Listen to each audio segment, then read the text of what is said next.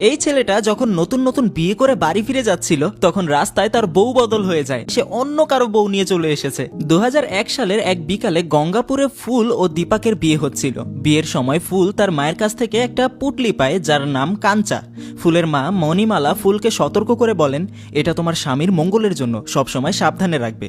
দীপাক ও ফুল বিয়ের পর শ্বশুরবাড়িতে এক রাত কাটায়। পরদিন ফুলের বিদায় অনুষ্ঠানে কিছু আনুষ্ঠানিকতা বাকি ছিল। ফুলের মা বিদায় দেওয়ার সময় ফুলের মুখ ঘোমটা দিয়ে ঢেকে দেন এবং দীপাককে বলেন, এটা কিন্তু খুলতে যাবে না, এখানে একটা বিশেষ রীতি আছে, বাড়ি পর্যন্ত পৌঁছানোর আগে তুমি তোমার বউয়ের মুখ দেখতে পারবে না। বিদায় পর্ব শেষে দীপাক ফুলকে নিয়ে বাড়ির পথে রওনা দেয়। দীপাকের বাড়ি পৌঁছাতে হলে প্রথমে নদী পার হতে হবে, তারপর বাসে করে সূর্যমুখীপুরে যেতে হবে এবং ট্রেন ধরতে হবে। বাসে চলার পথে দীপাক ফুলকে বলে, তোমার সব গহনা আমার কাছে দাও, না হলে কেউ চুরি করে নিয়ে যেতে পারে। ফুল তার সমস্ত গহনা খুলে দীপাককে দিয়ে দেয়। এরপর তারা বাস থেকে নেমে গিয়ে ট্রেনে ওঠে।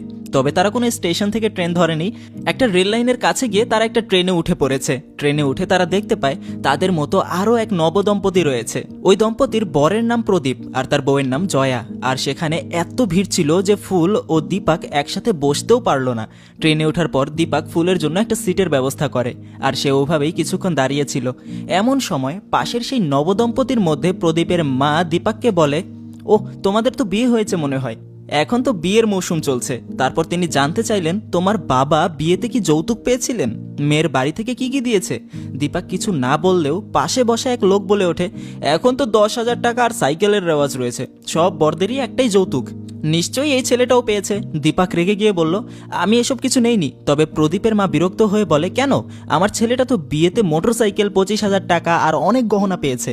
আর যে ছেলে এমন কিছু পায় তার পাত্রীর বাবা মা নিশ্চয়ই অনেক ভালো, এটাই তো স্বাভাবিক।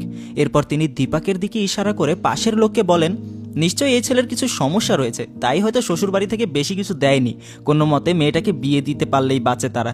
দীপাক এসব কথায় বেশ অস্বস্তি অনুভব করছিল, তবে কিছু বলল না। ট্রেনে তখন অনেক প্যাসেঞ্জার উঠছিল, ফলে সিটে বেশ ভিড় লেগে গিয়েছিল। কিছুক্ষণ পর তাদের কেবিনে আরও একটা নবদম্পতি আসে। তবে তখনই দীপাকের একটু টয়লেট পেয়ে যায়। দীপাক টয়লেটে যাওয়ার জন্য উঠে যায় এবং ফুলকে বলে, তুমি একটু বসো, আমি ফিরে আসছি। দীপাক যখন ওয়াশরুমে চলে যায় তখন আরও কিছু লোক আসতে শুরু করে এবং তারা ফুলের সিটে বসতে চায়, ফলে সবাই নিজেদের সিট বদলাতে শুরু করে। ফুল জানালার পাশের সিটে গিয়ে বসে, যেখানে তার পাশে ছিল প্রদীপ এবং তার বউ জয়া। কিছুক্ষণ পর দীপাক ফিরে এসে দেখে সিট বদলে গিয়েছে। প্রদীপের মা তখন তাকে বসতে বলে, এই যে তোমার বউ। এবং দীপাক সেখানে গিয়ে বসে, আর তারপর ট্রেনে দীর্ঘ সময় বসে থাকতে থাকতে ক্লান্ত হয়ে ফুল জানালার পাশে ঘুমিয়ে পড়ে। এভাবে সময় কাটতে কাটতে ট্রেন এক সময় সূর্যমুখীপুরে এসে থামে। যাত্রীরা দ্রুত ট্রেন থেকে নামতে শুরু করে, আর হুলস্থুলের মাঝে দীপকও তাড়াহুড়ো করে ট্রেন থেকে নামলো। তার মাথায় তখন